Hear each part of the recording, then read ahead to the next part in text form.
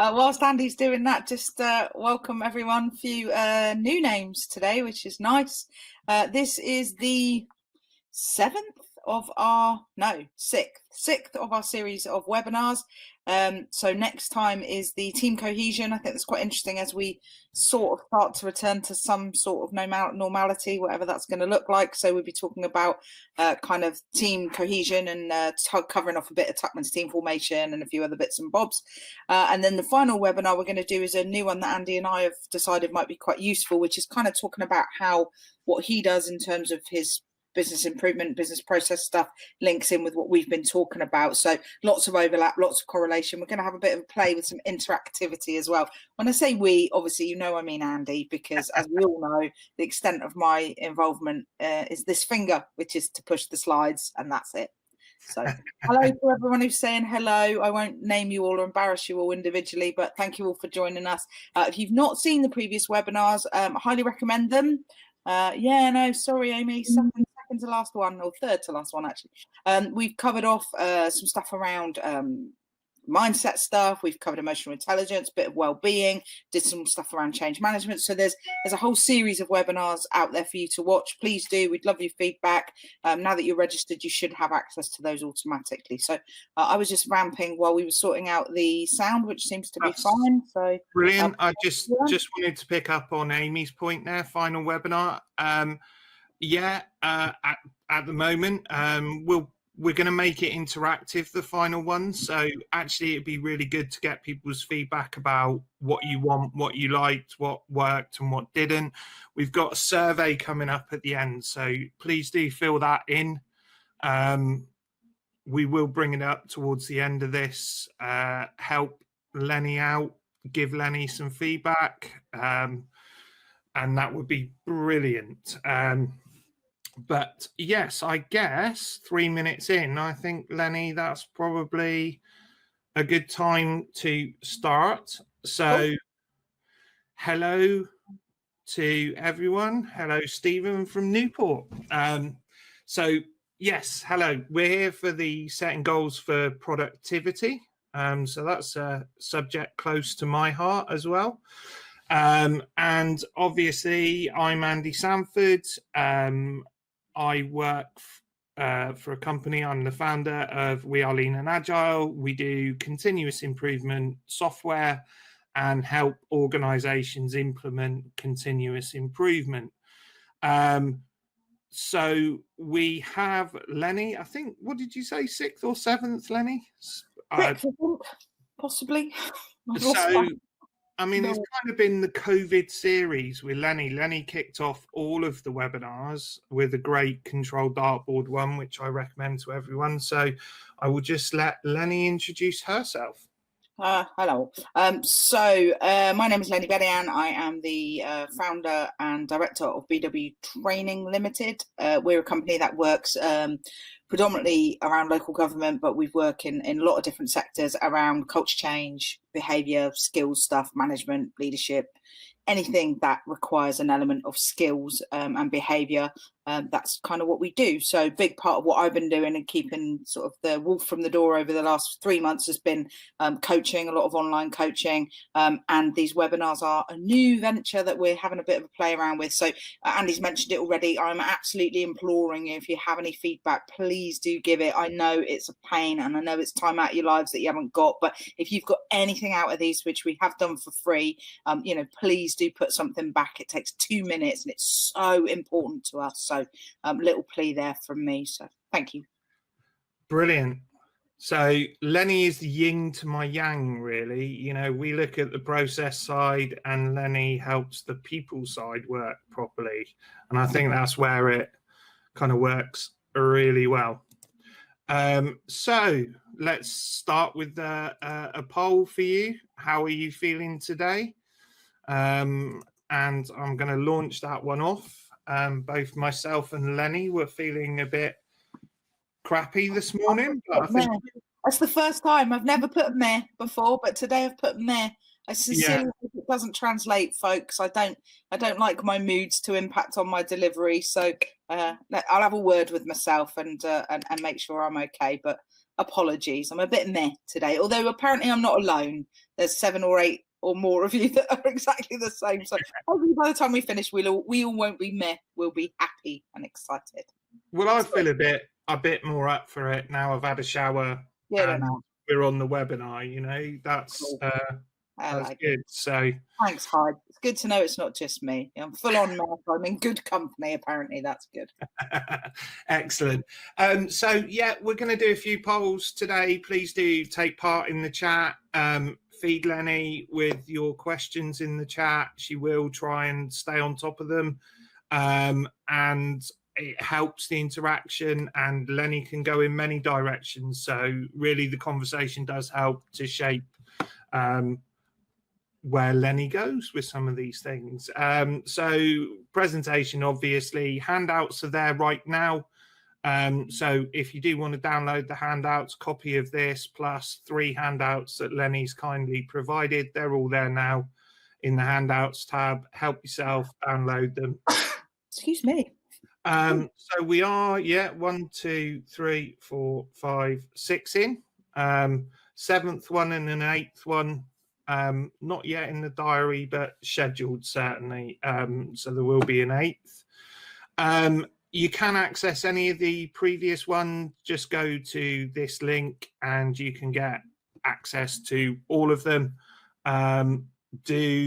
If you haven't done it, Control Dartboard, fantastic way to start the series, and then you'll probably want to just carry on. So we're talking about setting goals and things like that. So right now, do you have clear, identified goals, personal or professional? I will actually start that poll and close the other one.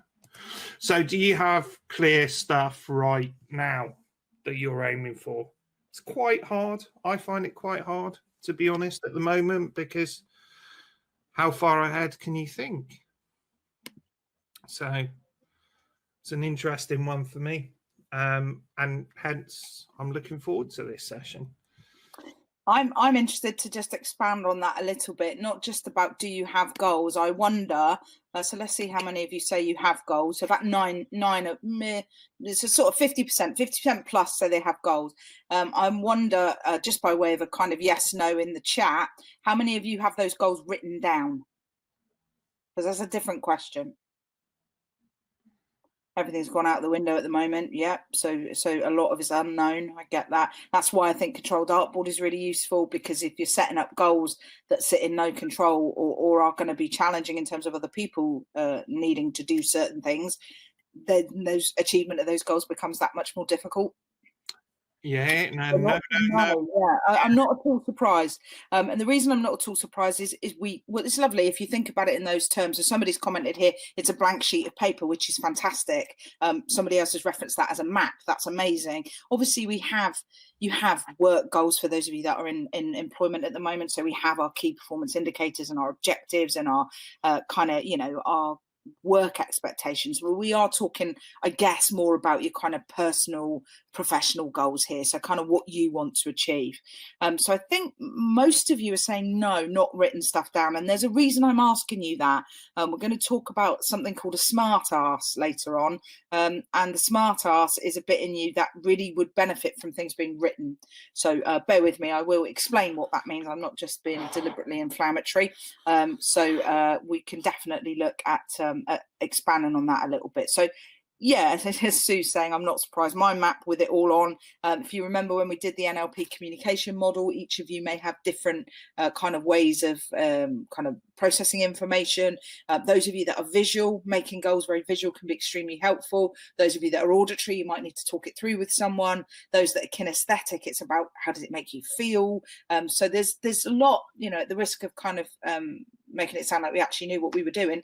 You know, there is a lot of overlay from one of these events to the other. And I think starting at Control Dartboard, looking at your neurolinguistic programming stuff, there's a lot that can be added in terms of goals. So it's kind of deliberately why we put the goals at the end. I think it was Stephen, apologise if it wasn't, who asked about goals a couple of webinars ago.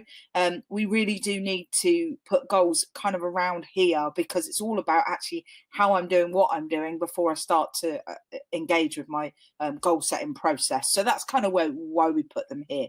Hopefully a lot of what we've referenced up until now will be useful in terms of your goal setting. I'm going to assume that most of you have seen the webinars. I know not all of you have, so bear with me. I might kind of repeat a little bit, but I do that all the time anyway, so it's not much different. Okay, thank you. Let's crack on then. So lots of you around kind of mind mapping, vision boards, you know, as Andy's alluded to, and you might miss it in the chat, that's the sort of stuff he does, you know, very much around the kind of process of things. So not my bag at all, but definitely Andy's. So, you know, don't overlook how important that could be, and we'll pick up on that when we get towards the later webinars. So let's get into it. Setting goals for productivity then. We're going to start off with something around the power of goals, and I've started to ask you already about written goals. There is a really interesting piece of research, neuroscience research, called the generation effect. I'm not entirely sure why it's called that, unless it's something about memory. I don't know. Anyway, I'm not going to pretend that I do, but that is the name for it, and it does suggest that we will retain information which we've written more easily. I know I have a vague recollection somewhere in my head when I did my trainer training many years ago that said if you write stuff down, you're more likely to retain it. It's something to do with an accelerated learning technique. So when I'm doing the NLP model that some of you have seen, that's a very complex model. It's got a lot of narrative that goes with it. What I try and do when I do it in a handout is I just have the model and I let people make all sorts of notes and kind of information around it, because there's a ton of research to suggest that they're more likely to retain information that way. So it's something to bear in mind.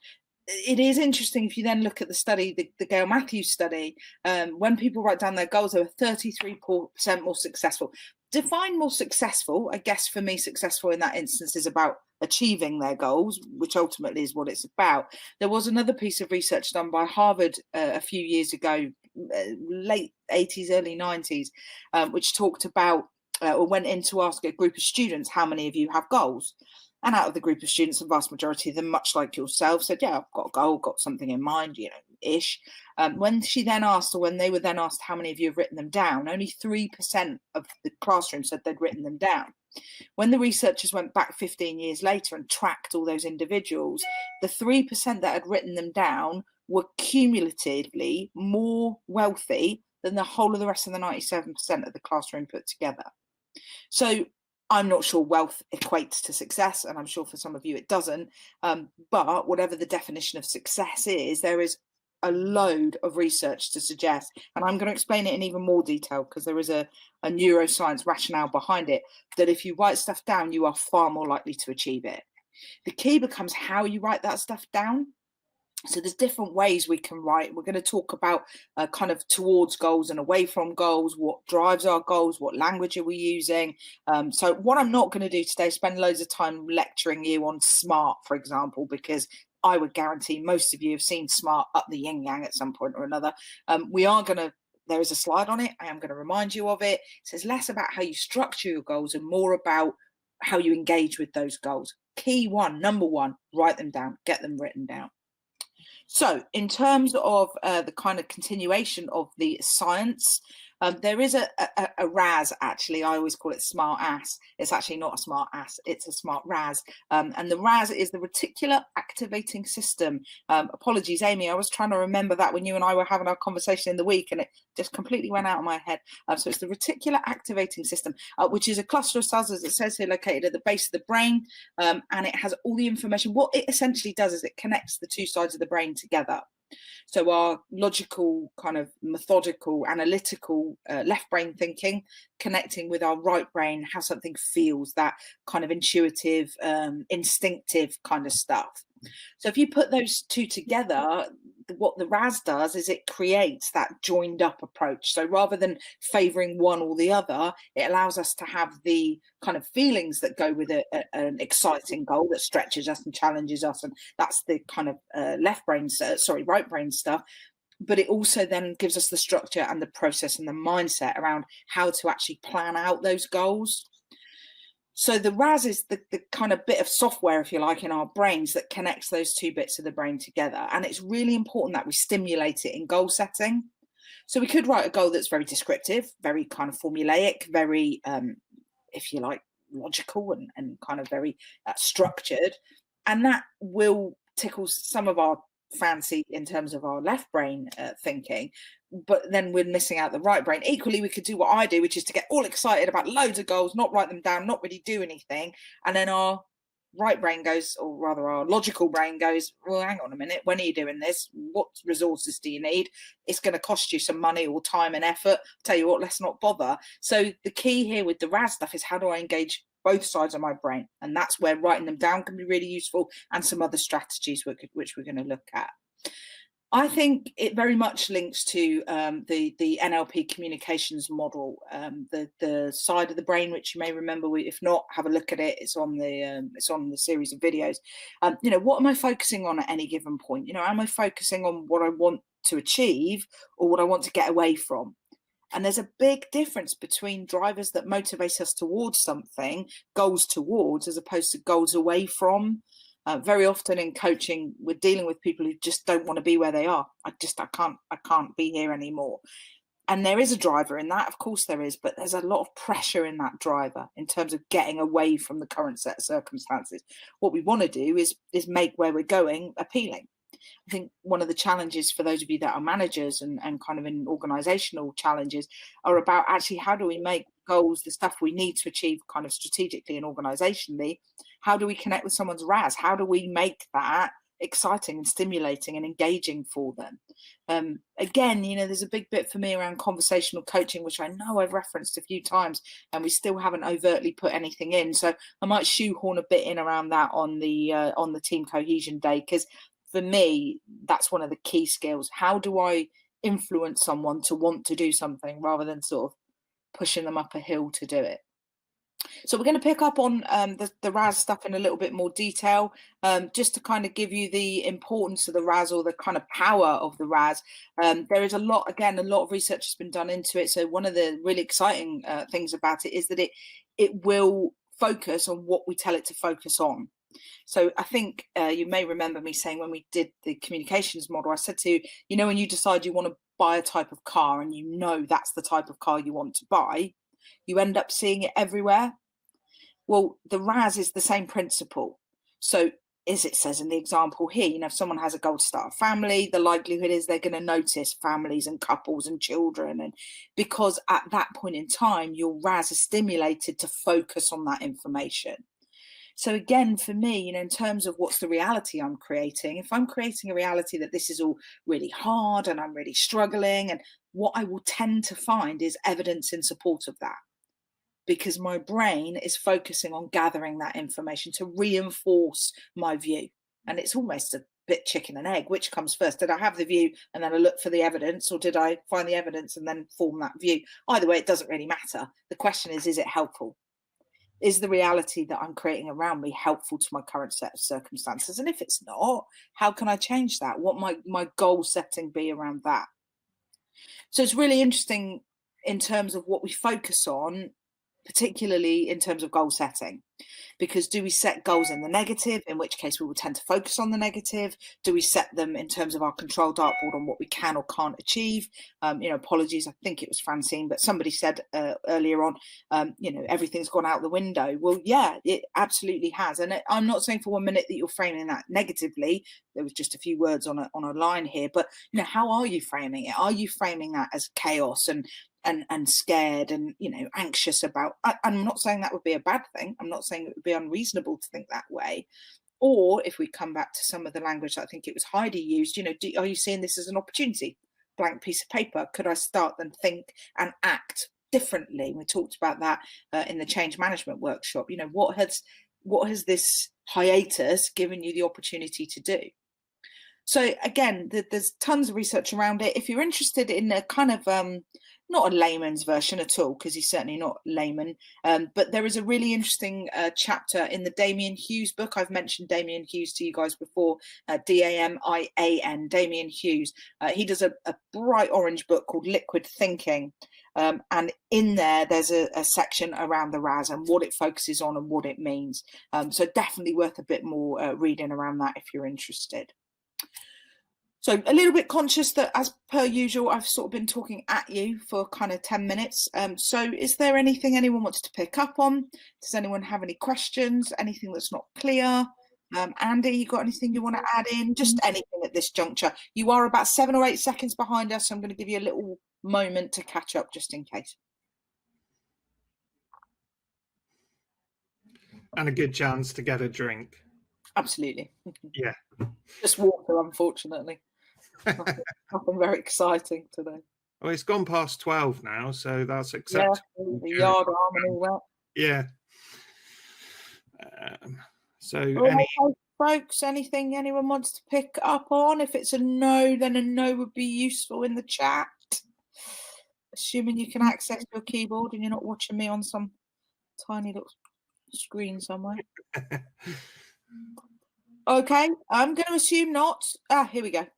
I love it. A hiatus makes it sound like there's an end. Yeah, well, if we come back to our change cycle, if you remember, there is a cyclical process with change, and there will be an end to this, whatever this is. What it will then kick off is a whole other set of stuff. There's absolutely no doubt about it. So it is interesting to kind of how we language things becomes our reality.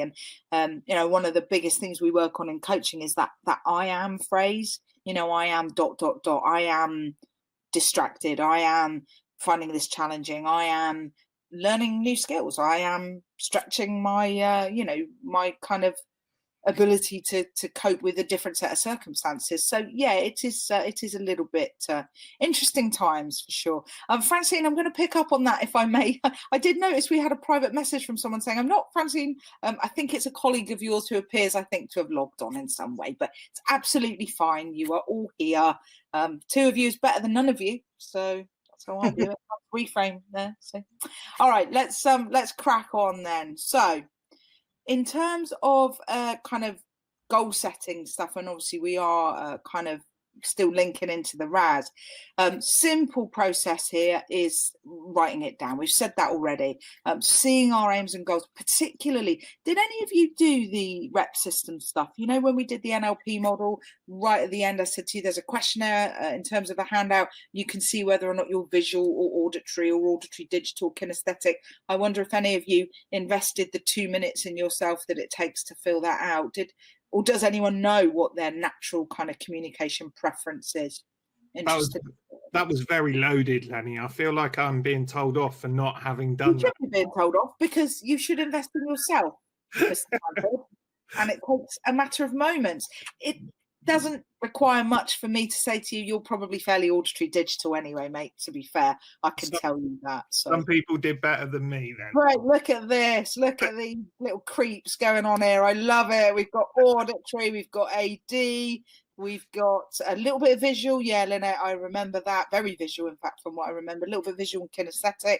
Suzanne, visual, nice. Okay. That's fascinating. That's the nature of your role to a certain extent. Auditory, lots of auditory on here. Yes, Sue, you are off the scale visual. I am very aware of that. Lots of visual. That's really interesting. If you have not written your goals down and you are visual, what are you doing? If you're visual, make your goals visual. You cannot articulate that. I can't. If you take nothing away from the last 6 sessions, take that and party if you so wish. Put it up on a flip chart. Put it particularly useful, whether you're visual or anything else, is to have something you aspire to have up. And when I say up on the wall, I do mean up, so that you have to physically change your eye direction to look up. Now, the reason for that is we know the way the brain works. We retain more information if it's visual information.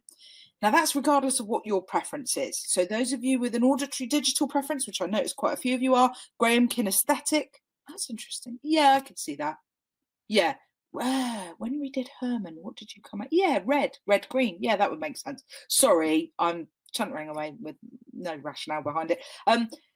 If you look up, that is where your visual, if you remember last time we talked about eye direction and which eye direction indicates what, I think we might have mentioned it. Apologies, I've done a few webinars between now and then and I've slept since then. Eye direction upwards is where we access our frontal cortex, which is where our visual information sits. So retention of information is better if we're looking up. So those of you that are studying, those of you that have children that are studying, if you want to retain information, if there's a important piece and you just keep reading the same passage over and over and over again, then up and something, oh, Linda, yeah, okay. Yeah, I wasn't sure that Graham would be kinesthetic. I'm glad we clarified that. Thank you. Up is really useful in terms of retaining information. So for those of you that are auditory, think about how you can make your goals auditory. But the absolute key here is to write it down, regardless of your internal processing.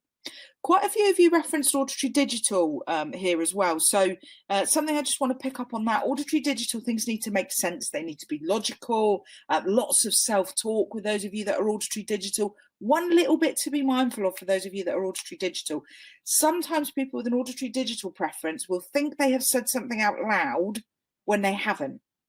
It hasn't actually gone any further than they're thinking, because auditory digital people rehearse whole conversations in their head. And they will swear blind they've had a conversation that never actually took place because they've only ever done it in their own heads. I noticed a slight smug smirk on your face, Mr. Sanford, which would suggest I am fairly accurately describing you.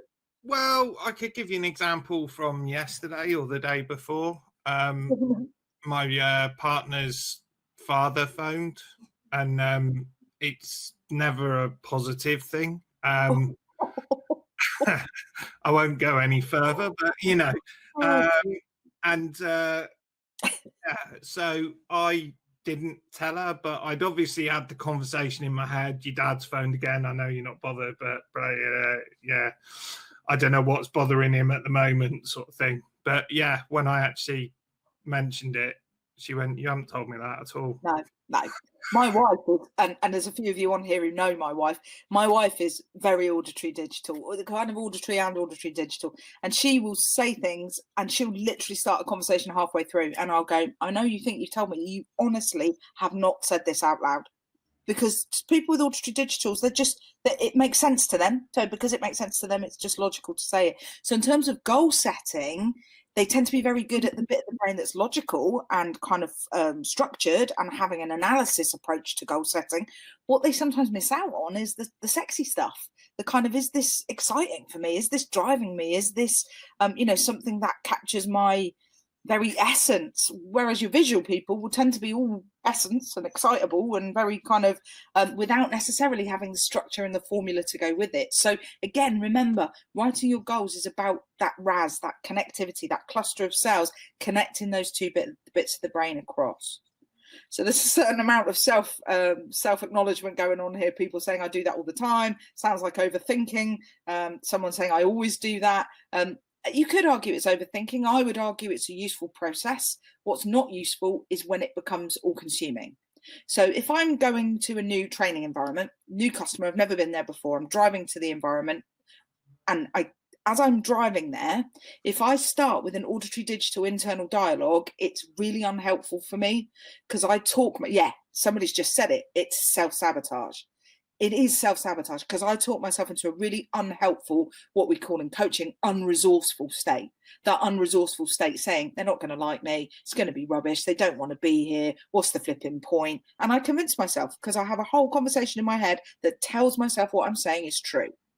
Now, I've done enough self-awareness in terms of my NLP training and being a coach for a period of time to recognize that's really unhelpful for me. So for me, the most useful resource I have is visual. So now if I'm going to somewhere I've not been before, I will visualize a really bright lit room, loads of smiley faces, anything that I need to see that puts me in a good frame of mind. I appreciate when I walk through the door, it may not be like that, but what it does is it gets me to want to walk through the door in the first place. Does that kind of make sense? Andy, have I explained that all right? Does that make sense? Yeah, it does. Yeah, it's changing the mindset. Yeah, set your mind in the right position to go in there. Yeah. And as we can see from the planning stuff, you know, the imagination stuff is really important in terms of goal setting. And there are a ton of studies around the kind of visualization element of goals. And if you're not a particularly visual person, you know, think about what works for you. How can you make it visual in a way that works for you? And if nothing else, writing it down makes it visual. You can see it. So therefore, if nothing else, that's an element of visualization. I know Sue talked about mind mapping. Well, Sue's very visual. So someone with a visual preference will do a lot of visual mind mapping, spidergrams, SWOT. You know, for those of you that perhaps are more digital, think about a SWOT analysis or a oh, okay. Sorry, Carl's just saying he got confused with the Boston emotional intelligence. Yeah, I'm interested on that, actually, whether any of you have any questions around that, but we'll see how we get on. Yeah, it could be you're a bit of everything then, Carl. My scores are very even, 12, 13, 12, 13. I'm right across all of them. What I know, however, is which resource helps me and which doesn't. So it's just about being a little bit self-aware around that stuff. It can be really helpful. And we know that the kind of goal setting around imagination and visualization, it activates at a different level in terms of the brain. And again, that comes back to the RAS. The RAS is making more connections. The more we can make those connections, the more both sides of our brain are engaged in the process. So I'm going to assume as nobody's kind of stopping me or asking me any questions that we're all good. Let's crack on. As Andy said, you obviously will get these kind of in handout form for you. These are fascinating for me around the again, you can Google them. There's a lot of research around them, approach and avoidance goals. So I think they're probably fairly self-explanatory, but just to kind of clarify a little bit. So approach-oriented goals involve, I think it's about reaching rather than maintaining, but at the very least, it's that word desired outcomes. It's kind of where we want to be, what we want to do. What avoidance goals will tend to do in contrast is the opposite. It's kind of what we want to avoid, what we don't want to have happen. So there's a slight tweak on this that we use in neurolinguistic programming, which is away from goals or towards goals. But essentially, they're the same thing. You could argue an away from goal is about getting away from an undesired set of circumstances. So whether it's the outcome that's undesired or the present state that's undesired, the question is, am I doing something to avoid something, or am I doing something to approach and achieve something? There's a big, again, there's research which we'll look at in a minute, which suggests that actually avoidance goals, this research by Elliott and Sheldon, proves, and there's a ton of research around it, that it results in less satisfaction, more negative feelings, how we kind of progress goals. It's, oh, okay, somebody's put here Coggle. Coggle.it is a great free Microsoft resource for mind mapping. Fab, thank you for sharing that. Because if you're not naturally inclined towards mind mapping, you're not naturally visual, I'm assuming you can just populate it and it does it for you. So that would be really useful. Thank you, Sue. So we captured that, haven't we, Andy? Maybe we can make sure that goes out in the chat anyway, doesn't it? If you listen to this and you want to write it down, it's Coggle.it, Coggle, it, Coggle.it. Have a look, or don't have a look. So in terms of the research, lots around kind of loss of personal control, less satisfaction, feeling less competent, etc. Now, apologies, Andy, I can't remember. I know we've got another poll. Apologies, I can't remember where it is. So I'm interested to know, those of you that talked about having goals, whether you've written them or whether you haven't, are they, by the descriptions we've just looked at, are they what you would call avoidance goals? So is it about eliminating, stopping something or getting away from something? Or are they about approach goals? So are they, in other words, about getting to a desired outcome as opposed to avoiding an undesired one? So I guess a bit of personal reflection, but it would be really useful if anyone's kind of willing to just chuck something in the chat just to give us a little bit of context. But what sort of language are you using? What sort of kind of things are we talking about? So lots around approach, which is great. So we're going to talk about language in a sec. What sort of language is useful? So far, mainly approach goals, which is amazing. Bit of both. Okay, that's very honest. I suppose what's challenging for the both, or for those of you that I've recognized that some of it is about avoidance rather than approach, is could you change the language in the avoidance goal to make it, or to kind of change it towards a more approach oriented goal? And that might just be literally changing the language within it. That might give you a different mindset. We know that the language you use has a big bearing on how we feel. So again, it's about, am I putting language in there that's helpful? Yeah, okay. So Stephen's very honestly put here, but stop procrastinating is in there. Well, of course, if we have a phrase that says stop doing something, that in terms of our something we're going to look at in a minute, what we call a well-formed outcome, is something stated in the negative. So if you're going to stop procrastinating, what are you going to start doing? That then becomes an approach goal. Be So decisive. to avoid. Sorry, Andy. Be decisive. There you go. Make decisions, make plans, make actions, but stop procrastinating. Remember last time I said to you, don't think about a blue and white striped elephant. Don't let it enter your head. What will tend then to happen, of course, is that we do have to think about it in order to not think about it. So if we're going to stop procrastinating, we've got to think about procrastination. And guess what? We tend to procrastinate. So just little things, little tweaks. And this is why all these series of webinars are really useful in terms of the content of each of them kind of feeding into the next one. So useful to help the language supports transition. Absolutely. Lynette, apologies, you may have heard this from me before, but if you haven't, it's worth looking up. There's some really interesting language stuff around neurolinguistic programming, and the phrase I tend to use is I can't remember if we did them on the course or not, something we call presuppositions. So something that has to be truthful in order for a statement to make sense. Yes, I think we did do it. So something that has to be truthful in order for a statement to make sense is what we deem as presupposition, which is very wordy. What that essentially means is, if you are, as a new manager, which you are, some of you, and this is a similar experience for a lot of you, or a new parent or a new friend or a new anything, and you go into a situation and you tell yourself X is hard, change is hard, I don't know, lockdown is hard, etc., etc. That statement itself creates a statement of fact, because the word is your presupposition of fact. Change is hard. This is difficult. We are, I don't know, struggling. So in terms of, how you want to set the context for a new relationship, and I don't mean, well, it could be a new relationship, absolutely, any relationship. What language are you using? So if in taking on a new team, you're talking about, this is going to be really challenging and we're going to face a lot of hardship. And now I get the need to be credible and realistic and truthful with people, but what are they presupposing there? They're going to presuppose challenge and difficulty and struggle. And is that the best way to start the interaction? So if you're interested in language and the impact of language in terms of influencing people, and I would always say influence rather than persuade, because persuading them is to get them to do something they don't want to do, have a look on NLP presuppositions. If you literally type into Google NLP linguistic presuppositions, there's tons of stuff on there, and it is a fascinating subject. So we know from the research that the danger with the avoidance goals is that they can impact on us in quite significant ways. So really what we should be doing, and it's great to hear that a few of you are, or quite a few of you actually are doing so, is setting those approach goals where we can.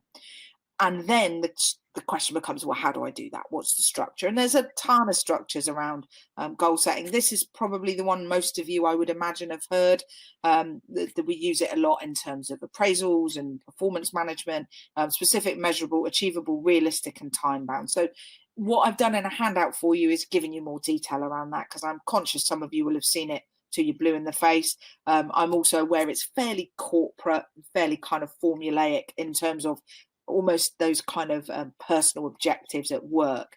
I thought it might be useful to do something a bit sexier, because for me, if I see pestle and SWOT and kind of SMART, they're just very, for me, they turn me off a little bit. I'm very kinesthetic, so it's about how something feels for me. So we've got this in handout. I've also got a blank SMART, what's the word I'm looking for, Andy? Template, where you can populate your own SMART goals. So it's there, use it, do whatever you like with it. The model we're going to spend a little bit of time on in just a second is looking at something we call the well-formed outcome. So in terms of the question we asked you before, which was, do you have goals? Do you perhaps think you need to revisit those goals, maybe look at the language a little bit? Are you going to start to think about perhaps setting yourself some new goals, bearing in mind what we've talked about thus far? So just a moment to have a bit of a think around the poll, and we'll come back to that. So I did update the actual poll to say, are you going to set or update your goals now? Cool. And it might just be a question of revisiting it and affirming to yourself that actually what you've got on there is fine. But it is useful to kind of just cast your eye over it. And for those of you that said, no, I haven't written them down, well, at the very least, think about writing them down. I've got a little bit of homework for you, actually, from this one. I don't normally set you homework, as you know, but I thought it might be quite interesting. And I'm conscious that I haven't sort of really kind of held you to anything. So usually from a trader's point of view, I really want to kind of pin people down to what you're going to do, when you're going to do it, what's it going to look like, where's the return on investment for you and for the organization. But these webinars are sort of just, thanks very much for coming, bye now. And there is a bit for me that, Francine saying, apologies, I appreciate it might not be Francine, I've lost on who's representing who, but anyway, draw them out, use that Coglit. That's great information, thank you, Sue, because it does help for those of you that aren't kind of naturally inclined towards visualization. And as you're referring to, Carl, of course all of this does depend how long all this goes on for. When you think back, our very first webinar must have been, can't be 12 weeks ago, can it? Something like that. Let me have a quick look. Wow, seriously? Wow. Yeah, it is, That's isn't it? crazy. Wow. Okay, 12 weeks ago we started these webinars. Wowzers. It's got to be at least 10, if not 12, depending on where we started. And I wonder how many of us thought we'd still, because I'm guessing for a lot of you, situations notwithstanding, pubs opening in a couple of weeks or something. Thank you, Francine, February time. Yes, things are slightly different, but I think now everybody's apprehensive about the potential of a second wave. And so, there is so much that is unknown, which is why we started with controlled dartboard. Controlled dartboard is what it is. 31st of March. Wow. Okay. So April, May. Well, yeah, we're quite. Oh, okay. Only must be nearer 10 weeks, but regardless, 31st of March. Thank you, Helen. Look at that. You didn't even need to do that, Andy. So think about your goals. Think about what you've got written down, and I've got a little challenge for you at the end, which, of course, you're well within your rights to completely ignore. But it's something maybe to just test yourself on a little bit. So I mentioned we've looked very briefly at SMART: specific, measurable, achievable, realistic, and time bound. Don't get me wrong, I shouldn't keep making that face. For some of you, the structure of SMART will be really useful. For me, I want something a bit sexier. I want something that gets me thinking in a little bit more visceral terms, so a little bit more tangible, a little bit more, I guess, kinesthetic. Maybe that's why I'm saying it. So we're going to look at something we call in neurolinguistic programming, something we call well-formed outcomes. Well-formed outcomes are about working with the brain's power to work in the positive. We again, it comes back to the RAS stuff. How engaged is your RAS going to be in goals that are set in the negative? We know avoidance goals, by the research carried out, tend to result in unhelpful emotional responses, tend to leave us feeling dissatisfied, less engaged, less kind of a sense of achievement. So actually, again, if we can get stuff stated in the positive, straight away our RAS becomes stimulated instantly, because it's something we aspire to, we approach towards, rather than trying to avoid the unpleasantness. So I guess if you think about whatever goal you've got in your head, again, the question that's useful to bang in chat if you've got the few seconds to do that. How many of your goals, I wonder, whether they're written or whether they're just in your head, involve a word that says don't, or not, or isn't, or shouldn't? Excuse me, anything that you might deem to be set in negative language. So whether you can think of them, whether you've got them in front of you, whether you are happy to kind of yes, no, maybe as to whether or not you've got that avoidance language within the goals you've currently got. Have you got any written down, Andy? Business goals or personal goals? Yes. Probably not touched recently. I've got small goals in terms of steps I need to do in the business. Eat an elephant with a knife and fork, best way to do it. Yeah, it's nice language that Caroline's sharing there, which is I will. So what I will do, as opposed to I would like, or I will try. It's another one. The presupposition around try is one or two outcomes with try, as we know from Yoda. There is no try, there is only do or don't do. So trying is a presupposition that I'll sort of give it a go. I'm not holding my breath. I will XYZ is far more useful language. So again, it's kind of how are we stating in the positive what I want, what I will achieve, as opposed to what I want to avoid or what I don't want. So simply, like you'll stop procrastinating. Apologies. Trouble is, once you say something on here, I tend to jump on it. I do exactly the same in training, by the way, as a lot of you will attest to. It's just really helpful to have real examples. So, the stop procrastinating becomes, make appropriate decisions. And then that's a whole nother goal. For me, procrastination, and I think you shared this with us before, whoever that was, it was either Carl or Stephen, I think. You've shared before that procrastination, I think, for you was one of the issues. So then for me, that becomes a separate goal. If it's around that self-development, it's an area you want and frankly need to improve on, you can well-form outcome that from the get-go. So state it in the positive. What do I want? I want to make informed decisions on certain situations quickly. Great, lovely. Yeah, there we go. Lose weight. Yeah, well, the lose weight is fascinating because if you look at a lot of adverts, they very rarely talk about losing anything. They talk about what you're going to gain. So be healthy, be independent, live your lifestyle, get into a size 8 jeans.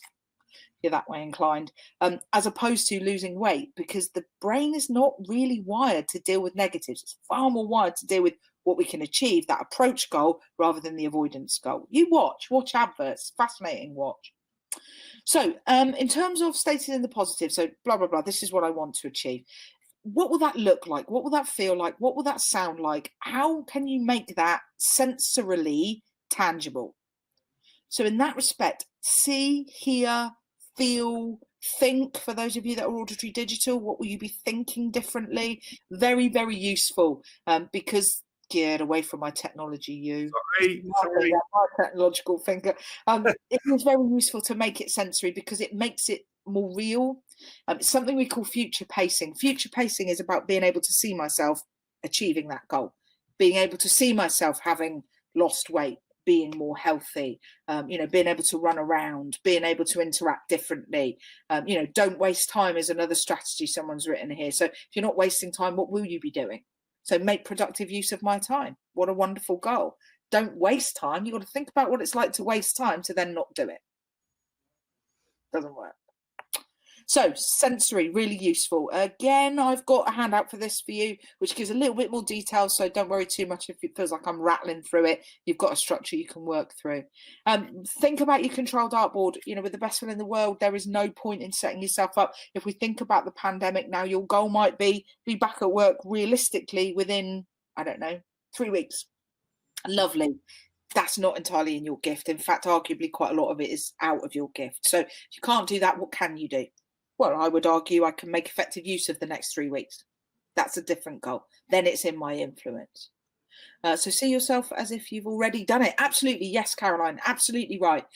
Future pacing is about seeing ourselves in a successful kind of mindset.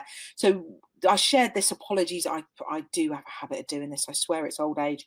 That kind of sportsman's mentality I shared with you, I'm sure, about Muhammad Ali and how many fights he predicted he would win in and exactly the round he would knock someone down, and he succeeded to predict about 19 of his professional fights to the exact round. And when somebody asked him, how can you do that? How do you know? How are you so supremely confident? And he says, I've got it. I can literally play the whole fight through before it's even taken place. I see the opponent hitting the ground. I see my fist smacking them in the face. I hear the chant of the crowd. I feel the bounce of the ring. I can rewind it, pause it, stop it, fast forward it, because I'm absolutely in that moment. So yeah, that's a really, really important bit, Caroline, particularly with coaching. And we test a lot of that at the end of coaching sessions. So we'll say to someone, okay, it's now 6 months' time. What's different? And if you can describe that in visceral sensory terms, you are, and there's a ton of research to support it, you are already a really long way towards achieving that goal. If you don't know what it's going to look like, what it's going to feel like, what it's going to sound like, how are you going to know when you get it? So well worth looking into. Again, Damien Hughes does a lot of reference around sports psychology within his books. Do you have all the resources that you need? And resources are not necessarily financial resources. I think one of the biggest issues around this, and maybe this links to the procrastination, is time. Time is a massive resource. Do I have the time to do what it is I need to do? Or probably a better question to ask yourself is, am I giving myself that time? Because I would argue most of us have the time. The question is whether we make good use of that time. And again, maybe I have a well-formed outcome around how I use my time. the more you can break the big goal down into its kind of component, a bit like Andy was saying with the business goals, the more you can break them down into tiny parts, you're always achieving. The more you've got one big goal, the harder arguably it is to get there. Should have an advantageous impact. That's a really important question. In coaching, we ask people two questions. One is obvious. What's the advantages of achieving this goal? Obvious.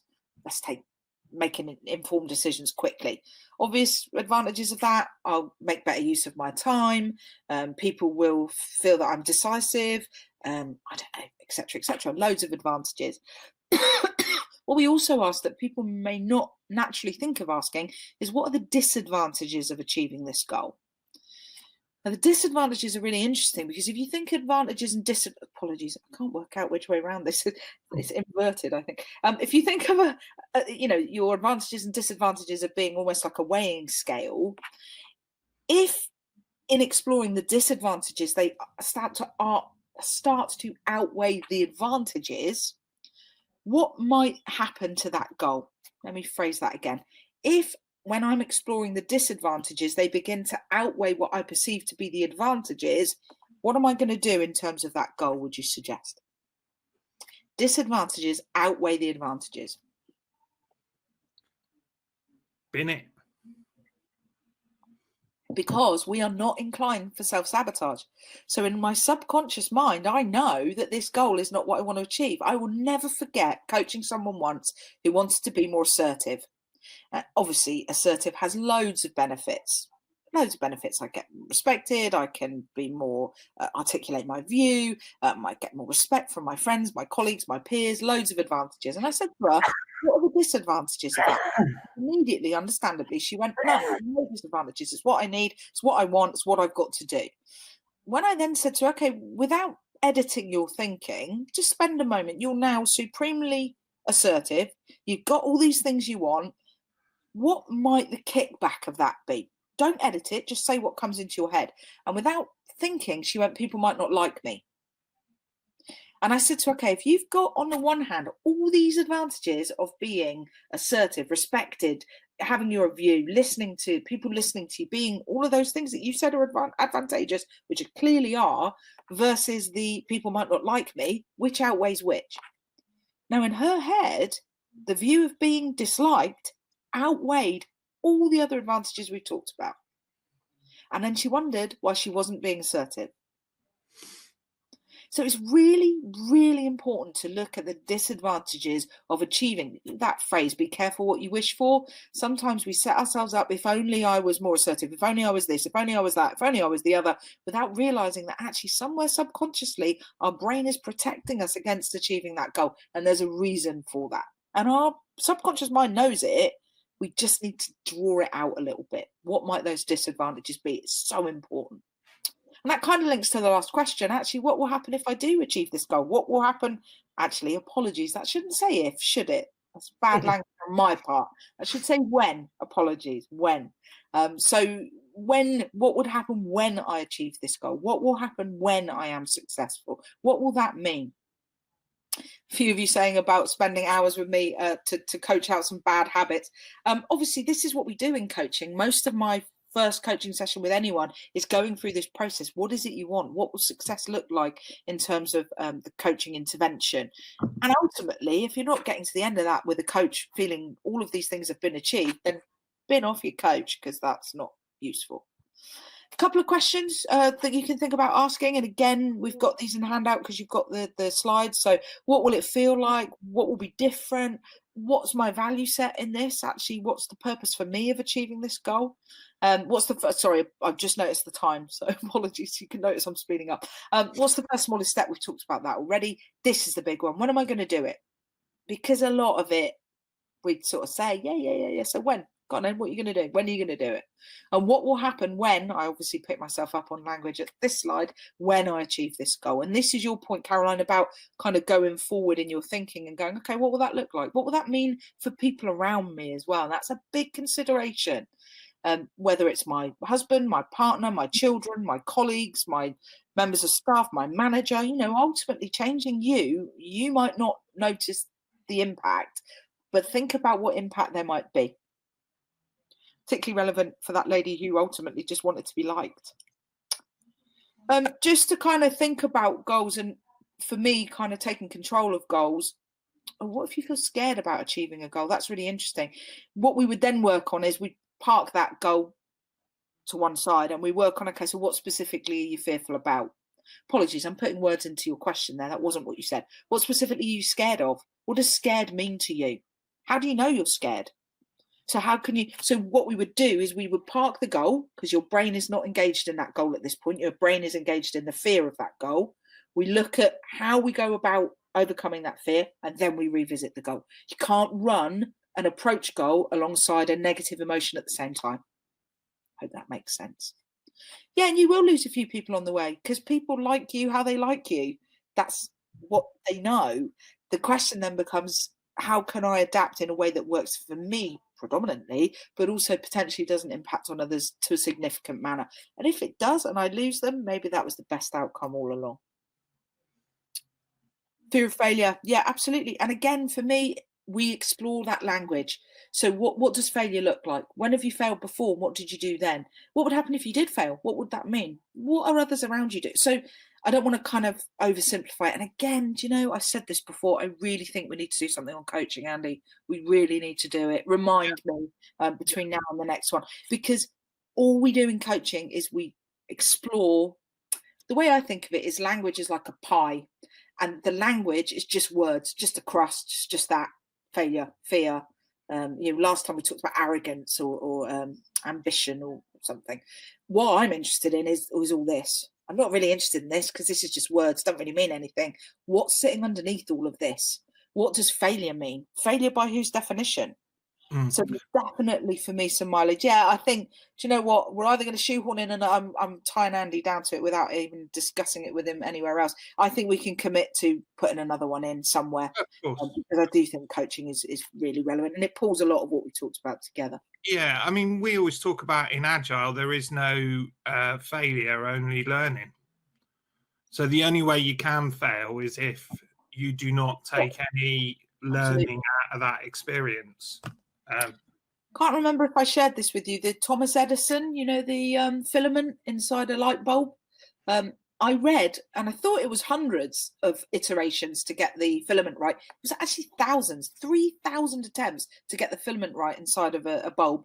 So much as of that understandable fear of failure exists, if you learn from the things that don't work, it's not failure.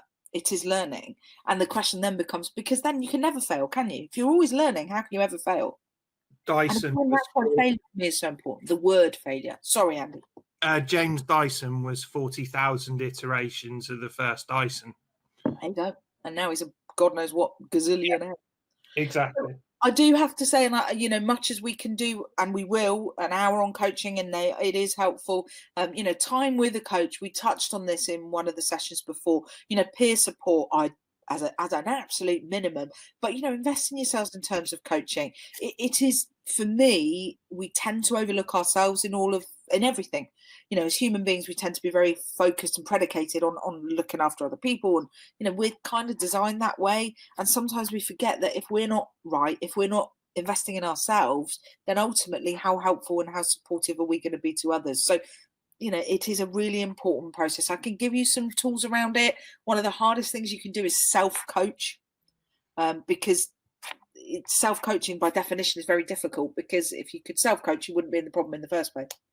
Someone's once told me that contentment is a great place, but nothing ever grows there. I like that. Yeah, we talk about comfort zones, and how a little bit of stretch beyond a comfort zone is when we get into development. What we don't want to do is stretch to the point where we're into a fear zone. And I suppose that's something you would explore as well. So, if you've got something, a bit of a hang up, or a bit of a kind of, I was going to say weakness, but that's not helpful. Something you would want to improve on, if nothing else, contact us and we can sort of put you in touch with, if nothing else, we can put you in touch with free resources. There's tons of stuff out there. Definitely look after yourselves, particularly in the current climate. All right, last little quote from Lenny. Lenny's little quote to finish us off. If you don't design your own life plan, chances are you're following someone else's plan. And guess what they have planned for you? Not a great deal. If you don't put yourself as the most important thing, who the bleeding hell's going to do it for you? And why should they? They're not responsible for your well-being. You are responsible for your well-being. So, as ever, I was going to get you to do something. Little bit of homework, which you can choose to accept my challenge or not. And I will never know, so it doesn't really matter. Each morning for the next 7 days, start your day by writing down one of your goals or dreams, whatever you want to call it, in any or all of the 4 key areas. Now, I've written what I consider to be the 4 key areas, but you may have any number of other ones. So health and well-being, love and relationships, job and hobbies, and time and money. Pick one and write a goal. Literally a paragraph. Or don't. But see what happens to your RAS. See what happens to your brain. See what happens to the difference between talking about goals, thinking about goals, and actually writing them down. That's the test. Write them down. Please do look into the extra resources. There's loads of stuff out there. Again, there's further information. Please give us your feedback. And I know Andy's going to pick up on that very quickly. But from me, thank you very much. Bear with us. We've got a couple more minutes and then we will let you free into the world. Okay, great. Thanks, Lenny. That's brilliant as always. I've just put a final poll up there for you. Please do fill that in. Most important thing I'm going to ask for, Lenny has done 6 weeks of hard work of pulling this stuff together, of jumping on these webinars. Doing electronics and everything. Yeah, please do go here. It's a Microsoft form, so everyone should be able to access it. Fill in multiple ones. If you've been to multiple webinars, just pick them in the drop down and fill them in.